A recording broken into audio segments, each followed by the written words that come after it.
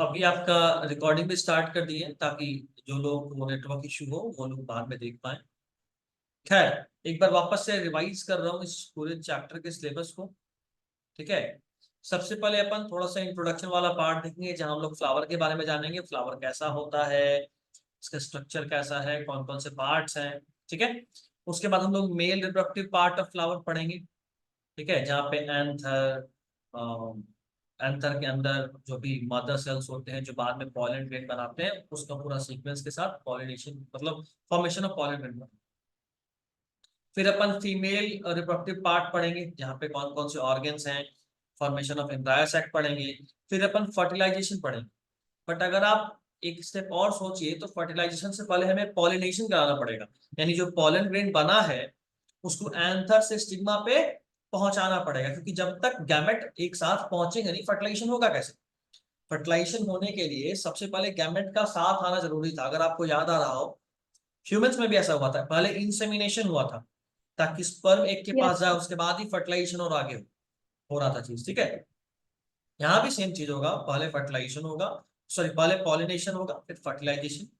अच्छा, यहाँ पे एक पार्ट मिस कर गया है, एजेंट्स ऑफ पॉलिनेशन। पॉलिनेशन एक डिटेल टॉपिक होगा, वहां एजेंट्स ऑफ पॉलिनेशन पढ़ेंगे अपन।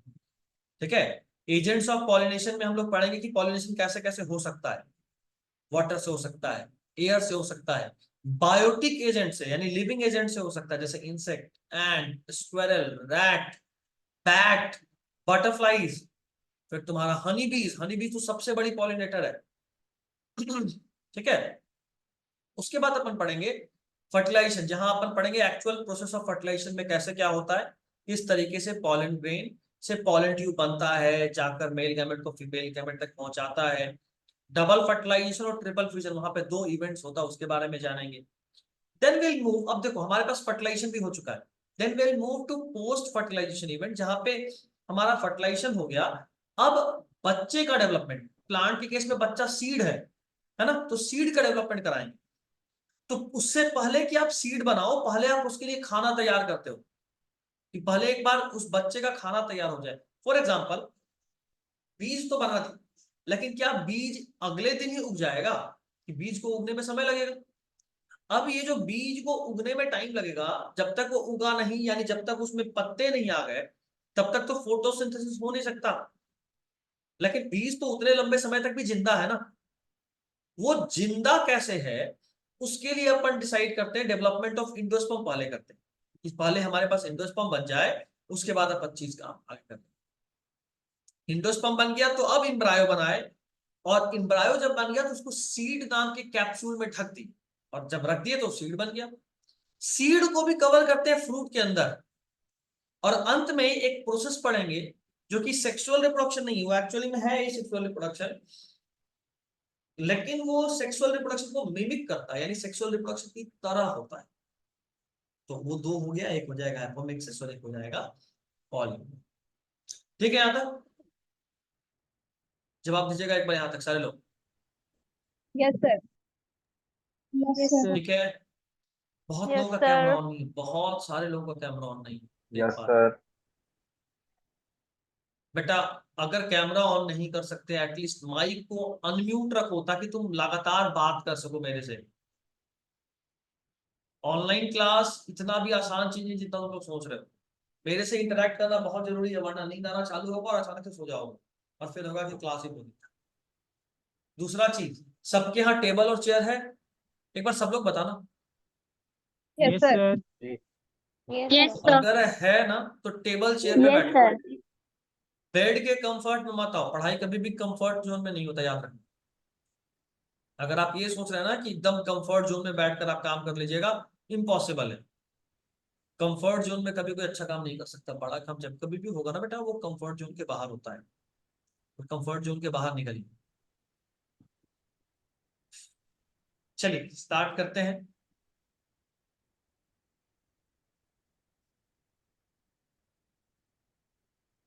सबसे पहले बात करें फ्लावर्स का।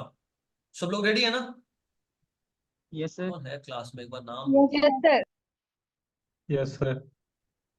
जोया, अली, जोया, जमाल, प्रियंका, वसीम, तासीर, मायला, सृष्टि। सृष्टि कौन है?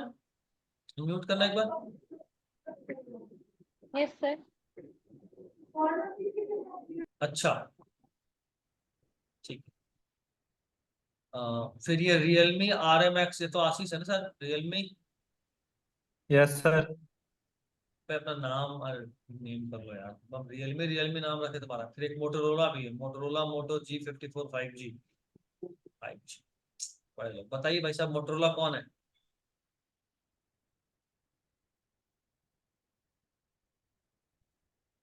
मोटोरोला 5G वाले भाई साहब या बहन जी कौन है आप? नाम बता दो यार। Yes, sir. अच्छा ठीक है, रीनेम कर लो, रीनेम का ऑप्शन आता है। मदिया है, इंसा भी है, अंजला भी है। गैलेक्सी A30 ये कौन है? गैलेक्सी A30, ऐसा लग रहा है फोन बेचो, कौन हो? Sir, हम हाँ, अच्छा, शगुफा। ये देखिए मैडम, कोलकाता में ही घूम रही है अभी भी, आप क्या आ गए वापस घर पे? आगे सर। सब लोग बकरीद में जाता है, ये बकरीद में घर आई। ठीक है, चलिए स्टार्ट कर रहे हैं आगे। Let us move on. Flower, notes बनाते रहना है। सच बता रहा हूं, अगर किसी का क्लास ऑफलाइन क्लास में बॉटनी का नोट्स हर बार चेक करेंगे, हर वीकली बेसिस पे। जिनका नोट्स कंप्लीट नहीं रहा ना, यस सर। मेरे को नहीं चाहिए वैसा बच्चा क्लास में। टाइम भी वेस्ट और फिर बदनामी भी कि क्या पढ़ा है, नहीं चाहिए। चलिए सबसे पहले फ्लावर। एक बार पूछा गया था कि फ्लावर है क्या, व्हाट इज फ्लावर? देखिएगा, flower is a modified condensed root. Sir लिखना है। हाँ जी लिखना है, modified condensed shoot which is specialized,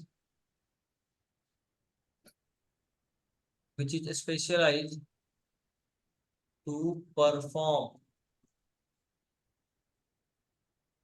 sexual reproduction।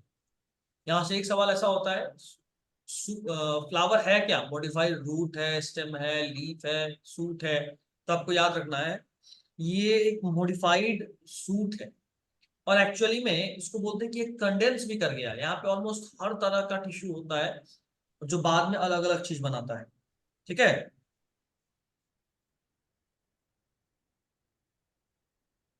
कहाँ मिलेगा? तो सर कंडेंस का मतलब? कंडेंस्ड यानी एक साथ जमा हो जाना, है ना, बहुत अलग अलग तरह का चीज एक जगह पे कंसंट्रेट हो जाना, ऐसा। It is found in angiosperms. कौन बताएगा एंजियोस्पर्म क्या होता है? सर फ्लावरिंग प्लांट, जिसपे फ्लावर होता है उसके पास सीड कोट होता है। मदिहा बताएगी, मदिहा अनम्यूट करो बेटा, कैमरा ऑन करो। जिससे पूछे उसको तो कैमरा ऑन करना याद रखना, वैसे तो आप ऑफ भी कर लो तो चलेगा। मदिहा, हाँ जी बताइए, एंजियोस्पर्म क्या है?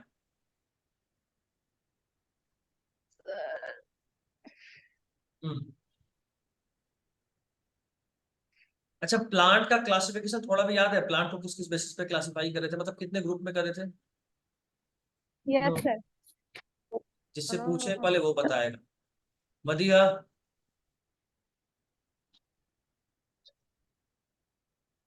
हाँ या ना तो बोलो। सर अभी मतलब थोड़ा ध्यान में नहीं है। अच्छा, थोड़ा ध्यान में नहीं, चलो अभी हम पूरा याद दिला देते हैं, अगली बार फिर तुमसे यही सवाल पूछेंगे। प्लांट को सबसे पहले बांटते हैं एल्गी में। एल्गी के बाद ये बढ़ता है ब्रायोफाइट्स में। देखो ये एक्स्ट्रा है, नोट्स में मत लिखना, बट साइड में कॉपी के ऊपर लिख सकते हो। उसके बाद बढ़ता है टेरिडोफाइट में। टेडोफाइट में। फिर बढ़ता है जिम्नोस्पर्म। जिम्नोस्पर्म में। और अंत में it is angiosperm. Angiosperms.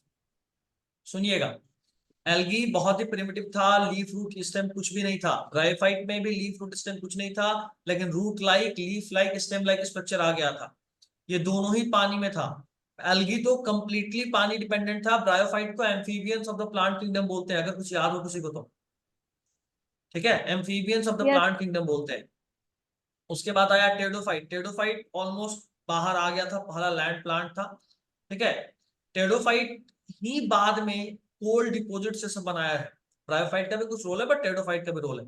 Gymnosperm वैसे प्लांट्स थे जिनका नेकेड सीड था, यानी इसमें बीज तो होता था लेकिन फ्लावर्स नहीं हो रहे थे। एंजियोस्पर्म ये सबसे एडवांस्ड ग्रुप ऑफ प्लांट है। ठीक है, और इनमें बहुत ही आप बोल सकते हो इलेबोरेट मैकेनिज्म है सेक्सुअल रिप्रोडक्शन। यहाँ पे सीड भी बनता है, और सीड को प्रोटेक्ट करने के लिए, कवर करने के लिए फ्रूट भी बनता है। ठीक है, fruit is made to protect the seed, और उसका कोई काम नहीं।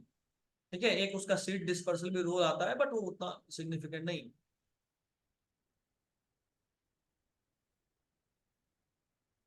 चलो यहाँ एक्स्ट्रा लिख देता हूँ, इसको एक्स्ट्रा की तरह ट्रीट करिएगा, स्लाइड में नहीं। क्या ही मिटाऊं, काम का ही चीजें, बेकार तो है नहीं। तो फ्लावर एंजियोस्पर्म में मिलता है। अगर हम फ्लावर का बात करें तो फ्लावर 3-4 चीजों के लिए हमारा बहुत काम का चीज है। देखिए, सर थोड़ा बैक कीजिएगा, फ्लावर्स नहीं लिखा। मेरे साथ साथ लिखना है आगे से, क्योंकि हम भी पूरा ही लिख रहे हैं, आप भी पूरा ही लिख रहे हैं।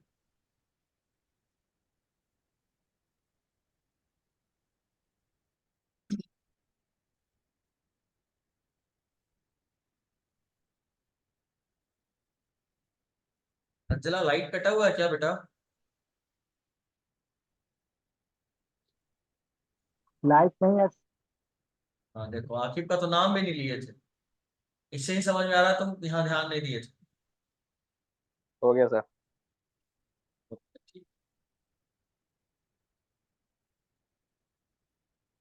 हो गया सर, हो गया। देख रहे हैं कौन कौन का क्या होना होना है क्या। चलो, नेक्स्ट इज, देखिएगा, flowers are the object of, flowers are the object of, क्या क्या काम होता है इसमें?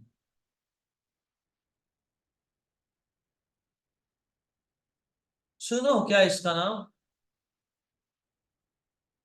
क्या है ये? ऑस्कर, सुनो ना। ऑस्कर कुछ होता है क्या? किस चीज का नाम है ऑस्कर? वसीम बताएगा, वसीम, वसीम अख्तर। अवार्ड का। क्या है ऑस्कर? अवार्ड का होता है सर। अवार्ड है। किस चीज के ये लिए मिलता है?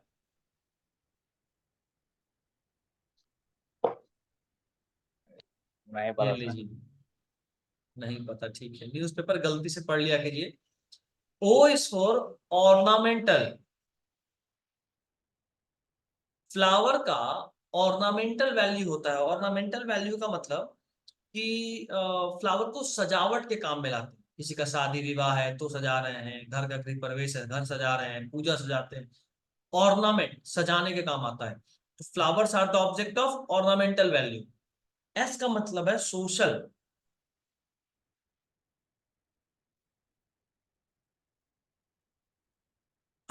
सोशल वैल्यू यानी फूल का सोशल मतलब भी होता है। जैसे लाल गुलाब अपना अलग मतलब रखता है, उजला गुलाब अपना अलग मतलब रखता है। मतलब फूल का कुछ सोशल वैल्यू भी है। फूल देना इज लाइक समथिंग, किसी को गुड जेस्चर के तौर पे भी देते हैं। जैसे आप शादी वादी में जाइए तो बाराती जैसे ही पहुंचेगा उसको फूल पकड़ाते हैं, भले ही कपड़ा का क्यों ना हो।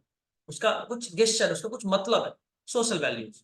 ठीक है, या क्या बोलते हैं उनको, लड़के का फादर और लड़की के फादर समधी, वो माला किसी को पहनाते हैं, तो सोशल वैल्यू है इसका। ठीक है, third is C. C is cultural.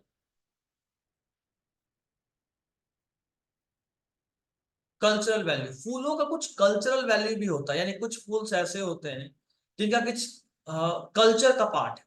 जैसे मान लो हमारे यहाँ का कल्चर या किसी और कंट्री का कल्चर, अलग अलग जगह का, या किसी अलग अलग ट्रेडिशन का कल्चर, कहीं पे कमल का फूल का अलग मतलब है, कहीं पे किसी और फूल का अलग मतलब है, मतलब अलग अलग कल्चर में फूल्स का अपना एक अलग स्पेस है। एज एस्थेटिक,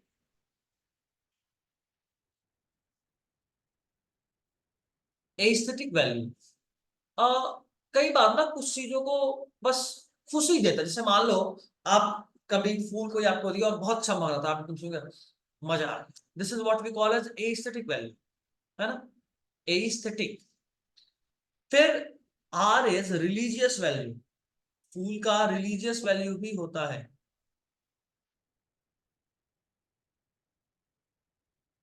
ठीक है, तो आपको याद रखना है कि फ्लावर्स किस किस चीज के लिए काम आते हैं। Flowers are the object of ornamental value, social value, cultural value, aesthetic value and religious value. तो फ्लावर्स का इतने सारे वैल्यूज होते हैं। अब अगर हम बात करें एक टिपिकल फ्लावर का, ये सब लोग लिख लिए थे कि बचा हुआ है? जल्दी से लिख लीजिए, हो गया एक मिनट, एक मिनट हो दे रहा गया हूँ, सर। जल्दी से लिखिए। हो ठीक गया है, हो सर। जिनका गया। नहीं हुआ वो लिख लीजिए।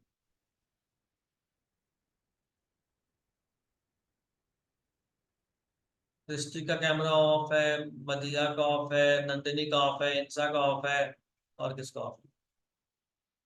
तासीर का ऑफ है। सर लाइट नहीं है लाइट सर। कटा है। कितने लोग क्या लाइट कटा? जोया अली का ऑफ है, जोया तब से आज लगातार ही ऑफ रखी हुई है। जोया जमाल का भी ऑफ है। सुमाइला इसका स्टार्टिंग में ऑन हुआ था, उसके बाद से ऑफ है। फातिमा का भी ऑफ है। पढ़ भी रहे हो ना, कम से कम ये कंफर्म कर दो, हाँ सर पढ़ तो रहे थे। यस सर, बढ़िया।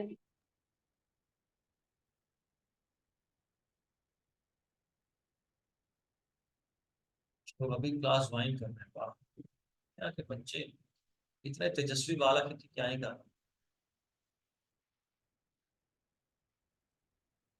चलिए आगे मूव करते हैं। नेक्स्ट इज, अगर हम बात करें टिपिकल एंजियोस्पर्मिक फ्लावर का, तो लिखेंगे a typical angiospermic flower, typical angiospermic flower consists of 4 whorls,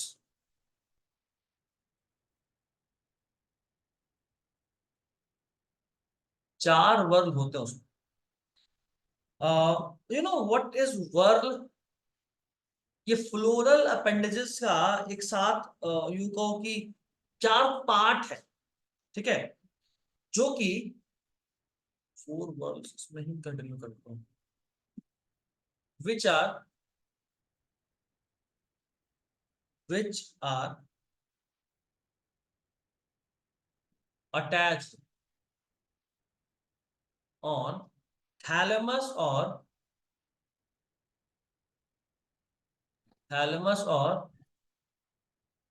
receptacle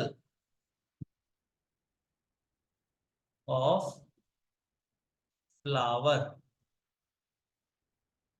ध्यान रहे ये 2016 का नीट का क्वेश्चन, एग्जैक्टली ये लाइन ही पूछा था।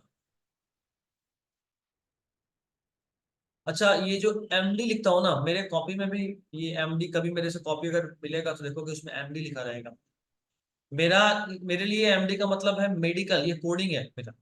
ठीक है, तो जहां कहीं भी एमडी लिखा हो मतलब वो मेडिकल में पूछा हुआ सवाल है, क्योंकि आज नीट हो गया, हमारे वक्त में वो मेडिकल था, है ना, मेडिकल और इंजीनियरिंग। तो MD is like my trick for writing medical.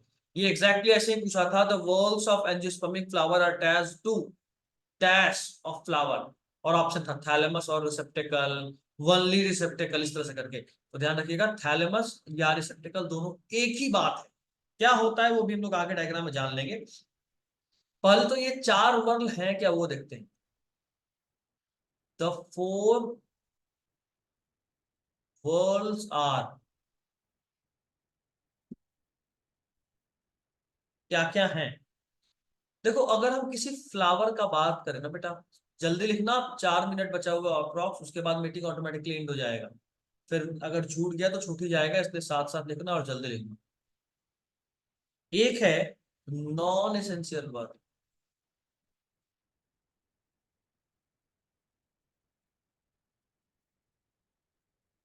Non essential word.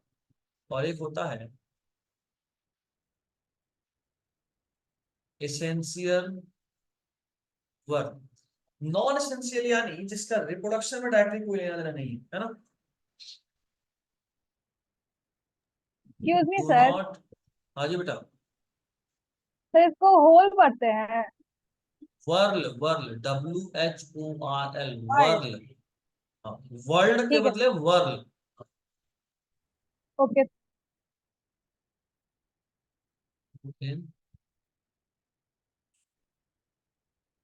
Reproduction directly.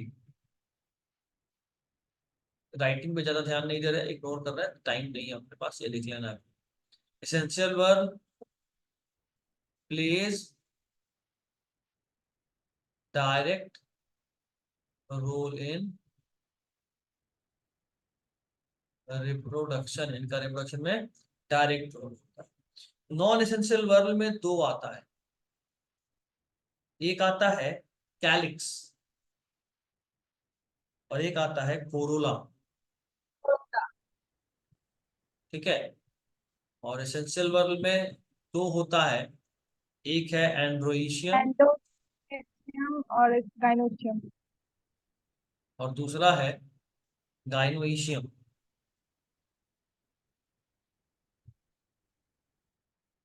ठीक है। कैलिक्स को बोलते हैं फर्स्ट वर्ब, कलर चेंज करना बेटा। ये है फर्स्ट वर्ब, ये है सेकेंड वर्ब, ये है थर्ड वर्ब और ये है फोर्थ वर्ब, ठीक है। कैलिक्स के मेंबर्स को बोलते हैं sepal, members are called sepal. Corolla का तुम लोग इसी तरह लिखना, मेंबर्स आर कॉल्ड करके, members are called petal. Androecium members are called stamen और gynoecium members are called carpel.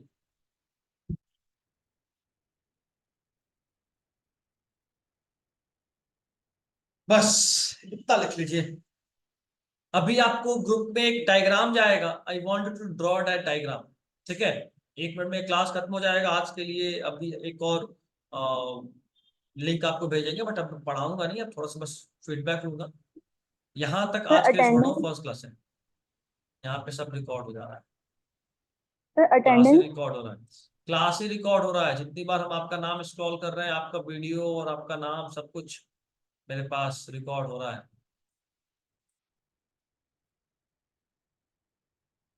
ठीक है। तो एक और लिंक आप उसी लिंक से दोबारा ज्वाइन कर लीजिएगा। अभी जो लिंक है वो परमानेंट लिंक है, वो लिंक कभी चेंज नहीं होगा, वही लिंक हमेशा हर क्लास के लिए रहेगा, ठीक है।